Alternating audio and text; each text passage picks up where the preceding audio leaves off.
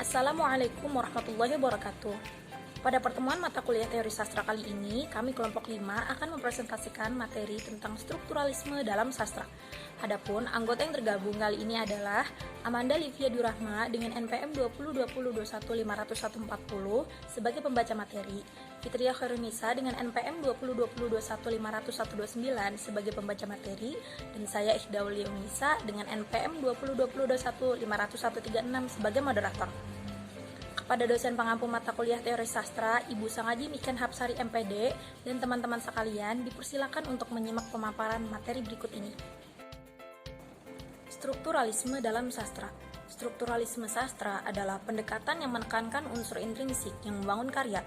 Oleh sebab itu, dengan tidak adanya analisis melalui struktural, makna intrinsik dalam suatu karya sastra tidak dapat tergali secara dalam. Strukturalisme memiliki konsep yang kuat bahwa dalam dirinya sendiri, sebuah karya sastra adalah struktur yang otonom, yang dipahami sebagai satu kesatuan yang saling bulat mengikat, yang terikat antara satu dengan yang lainnya. Strukturalisme genetik atau genetic structuralism adalah konsep yang pertama kali dirumuskan oleh Lucian Goldman yang menjelaskan aspek dalam penelitian sastra yang berangkat dari 3 sifat dasar yang dimiliki manusia, terdiri dari kecenderungan atas signifikansi, konsistensi, dan transendensi.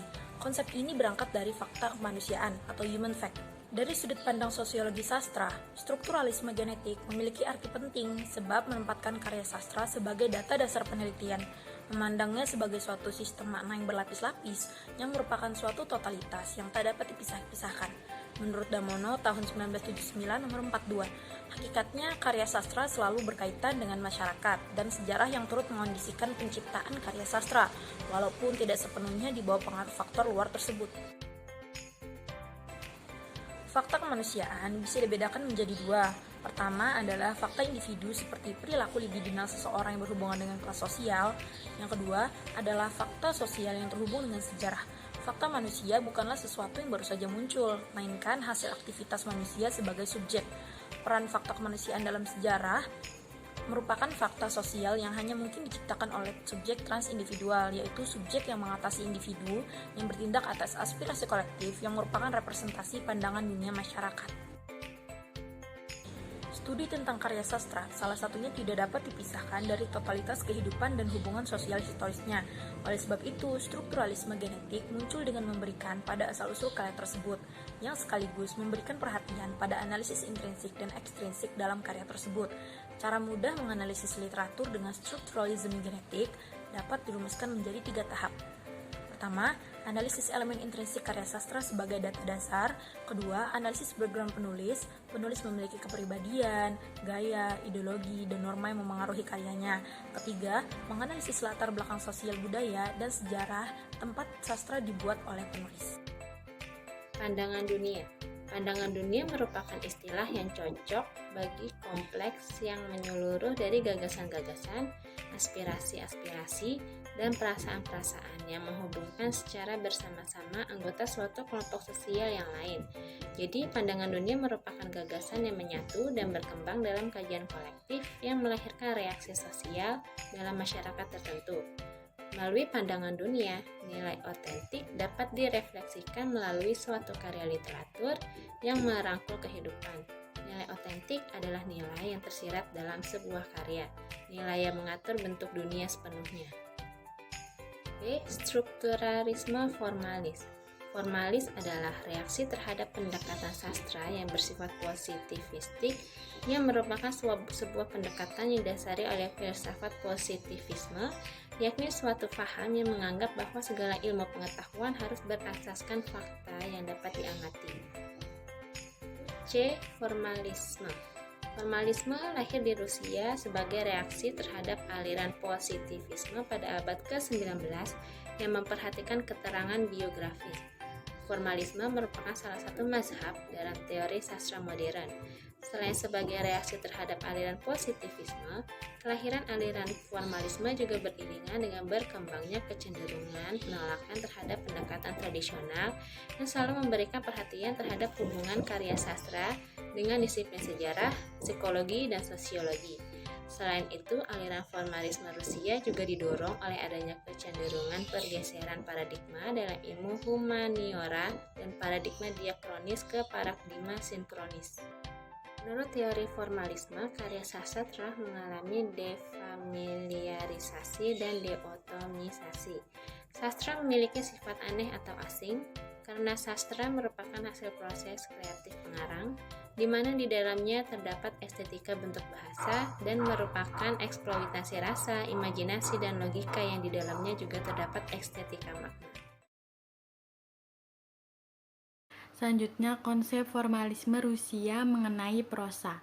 Definisi formalis tentang kesusastraan adalah definisi yang berlandaskan pada sifat perbedaan atau pertentangan. Unsur yang membentuk kesusastraan hanyalah perbedaannya dengan aturan fakta yang lainnya.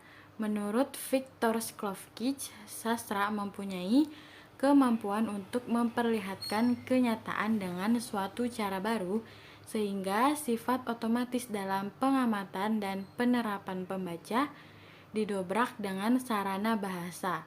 Sastra adalah pemakaian bahasa yang khas yang mencapai perwujudannya lewat deviasi dan distorsi dari bahasa praktis. Konsep formalisme Rusia mengenai puisi. Kaum formalis periode awal cenderung mengidentifikasikan kesusastraan dengan kepuitisan.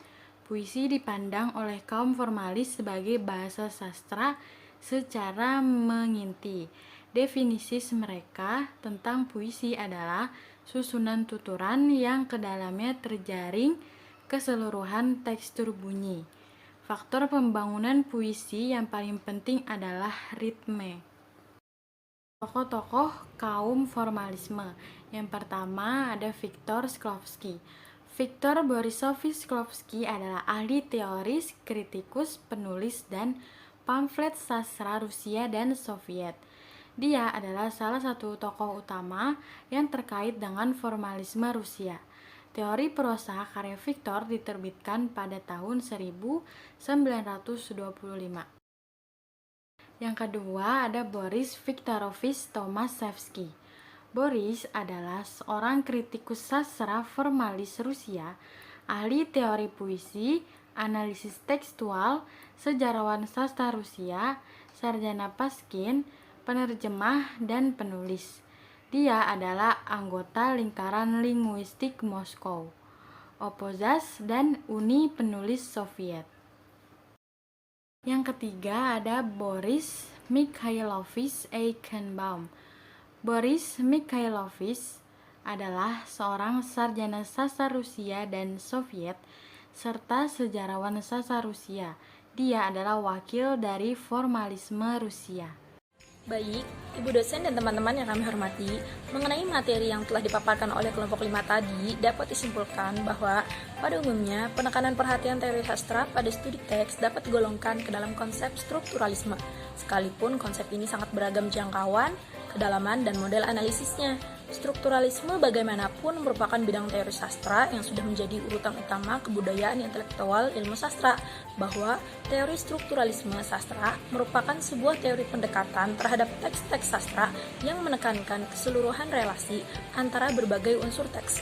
Artinya, pemahaman karya sastra dapat diteliti dari teks sastra itu sendiri.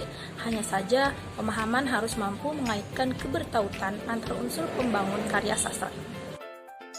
Sekian presentasi kami kali ini. Mohon maaf jika ada kesalahan dalam penyampaian dan penulisan materi tentang strukturalisme dalam sastra. Saya sebagai moderator pamit undur diri. Sekian, wassalamualaikum warahmatullahi wabarakatuh.